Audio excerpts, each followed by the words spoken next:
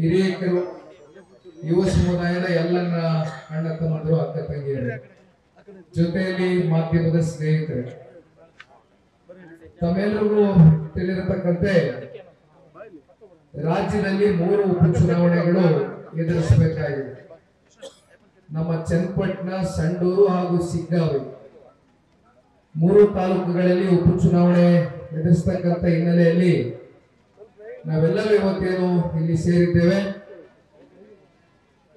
ಇತ್ತೀಚಿನ ದಿನಗಳಲ್ಲಿ ಕೆಲವೊಂದಷ್ಟು ರಾಜಕಾರಣದ ಬೆಳವಣಿಗೆಯ ಹಿನ್ನೆಲೆಯಲ್ಲಿ ಆದಂತ ಕೆಲವೊಂದಷ್ಟು ತೀರ್ಮಾನಗಳು, ನಿರ್ಧಾರಗಳು ಒಂದು ರೀತಿ ಬಹಳ ಅನಿರೀಕ್ಷಿತ. ಕಳೆದ ಲೋಕಸಭಾ ಚುನಾವಣೆಯ ಸಮೀಪದಲ್ಲಿ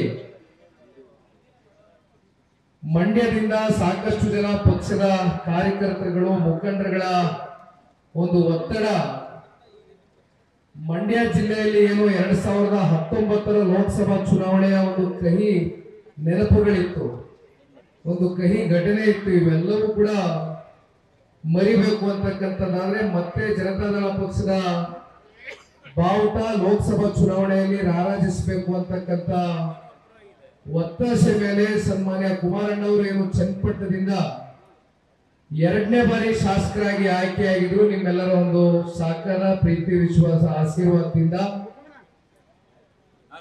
ಕುಮಾರಣ್ಣನಿಗೂ ಕೂಡ ರಾಜ್ಯವನ್ನ ತೊರೆದು ಹೋಗಬೇಕು ಅಥವಾ ಚನ್ನಪಟ್ಟಣ ತಾಲೂಕಿನ ಕ್ಷೇತ್ರದ ಮತದಾರರನ್ನ ತೊರೆದು ಹೋಗಬೇಕು ಅಂತಕ್ಕಂಥದ್ದು ಎಂದೂ ಕೂಡ ಅವರ ಮನಸ್ಸಿನಲ್ಲಿ ಯಾವುದೇ ರೀತಿ ಭಾವನೆಗಳು ಇರಲಿಲ್ಲ.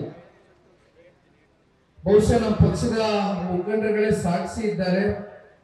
ಸಾಕಷ್ಟು ಬಾರಿ ಜೆಪಿ ನಗರದ ನಿವಾಸಕ್ಕೆ ಬಂದು ಕುಮಾರಣ್ಣನ ಜೊತೆ ಕೂತು ಬಹಳ ಮುಕ್ತವಾಗಿ ಪಕ್ಷದ ಕಾರ್ಯಕರ್ತರುಗಳು, ಮುಖಂಡರುಗಳು ಚರ್ಚೆಯನ್ನ ಮಾಡಿದರು.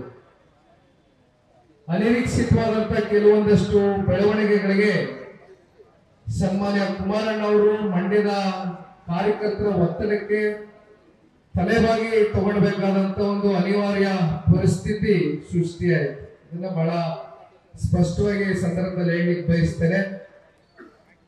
ಅನೇಕ ಬಾರಿ ಕುಮಾರಣ್ಣ ಅವರು ಕೇಂದ್ರದ ಸಚಿವರಾದ ನಂತರ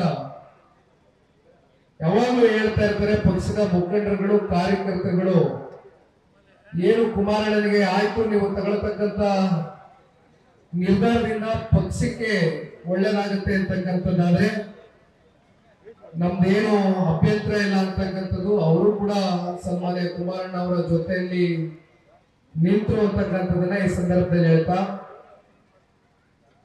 ಬಹುಶಃ ಶ್ರೀ ನರೇಂದ್ರ ಮೋದಿಜಿ ಅವರ ಸಂಪುಟದಲ್ಲಿ ಇವತ್ತೇನು ಬೃಹತ್ ಕೈಗಾರಿಕೆ ಹಾಗೂ ಉಕ್ಕಿನ ಸಚಿವರಾಗಿ ಕೆಲಸವನ್ನ ಮಾಡತಕ್ಕಂತ ಒಂದು ಶಕ್ತಿ ಇವತ್ತು ಈ ರಾಜ್ಯದ ಜನತೆ, ಚನ್ನಪಟ್ಟಣ ತಾಲೂಕಿನ ಜನತೆ, ಜೊತೆಯಲ್ಲಿ ಮಂಡ್ಯ ಜಿಲ್ಲೆಯ ಎಲ್ಲ ತಂದೆ ತಾಯಂದ್ರ ಒಂದು ಆಶೀರ್ವಾದದಿಂದ ಇವತ್ತೇನು ಭಾರತ ದೇಶ ಹಾಗೂ ನಮ್ಮ ರಾಜ್ಯವನ್ನ ಪ್ರತಿನಿಧಿಸ್ತಾ ಇದ್ದಾರೆ. ವೇದಿಕೆ ಮೇಲೆ ತಾವೆಲ್ಲ ಗಮನಿಸ್ತಾ ಇರಬಹುದು, ಯಾವಾಗ್ಲೂ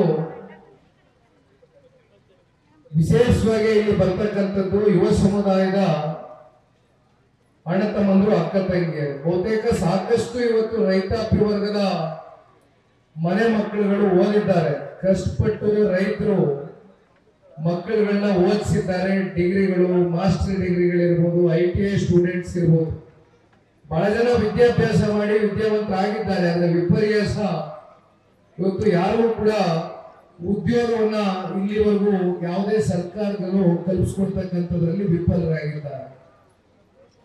ಬಹುಶಃ ಕುಮಾರಣ್ಣ ಅವರು ಕೇಂದ್ರದ ಸಚಿವರಾದ ಬಳಿಕ ಪ್ರತಿನಿತ್ಯ ಅವರ ಚಿಂತನೆ ಏನು, ನಮ್ಮ ರಾಮನಗರ ಜಿಲ್ಲೆ ಇರ್ಬೋದು, ಮಂಡ್ಯ ಜಿಲ್ಲೆ ವ್ಯಾಪ್ತಿಯಲ್ಲಿ ಸಾಕಷ್ಟು ಜನ ಇವತ್ತು ಬೆಳಗಿನಿಂದ ಪ್ರತಿನಿತ್ಯ ಬರ್ತಕ್ಕಂಥವ್ರು ಇವತ್ತೇನು ಸ್ಟೂಡೆಂಟ್ಸ್ ಗಳಿದ್ದಾರೆ. ನಮಗೆ ಒಂದು ಸ್ವಾಭಿಮಾನದಿಂದ ನಿಂತು ಸ್ವಂತ ಕಾಲ ಮೇಲೆ ದುಡಿತಕ್ಕಂಥ ಒಂದು ಶಕ್ತಿಯನ್ನ ಕಲ್ಪಿಸ್ಕೊಡಿ ಅಂತಕ್ಕಂಥದ್ದು ಸನ್ಮಾನ್ಯ ಕುಮಾರಣ್ಣ ಅವರ ಬಳಿ ಅನೇಕ ಅರ್ಜಿಗಳು, ಮನವಿ ಪತ್ರಗಳು ಇಟ್ಕೊಂಡು ಬರ್ತಾರೆ. ಇವೆಲ್ಲವನ್ನು ಕೂಡ ಅವರ ಮನಸ್ಸಿಗೆ ತೆಗೆದುಕೊಂಡು ಈಗಾಗಲೇ ಕೆಲಸ ಪ್ರಾರಂಭ ಮಾಡಿದ್ದಾರೆ. ಇದೇ ತಿಂಗಳು 18, 19 ಏನು ಉದ್ಯೋಗ ಮೇಳವನ್ನ ಆಯೋಜನೆ ಮಾಡಿದ್ದಾರೆ. ಸಾಕಷ್ಟು ಜನ ಯುವಕರು ಇವತ್ತು ಉದ್ಯೋಗಕ್ಕೋಸ್ಕರ ಮನವಿ ಪತ್ರವನ್ನ ಅರ್ಜಿಯನ್ನು ಕೊಟ್ಟಿದ್ದಾರೆ.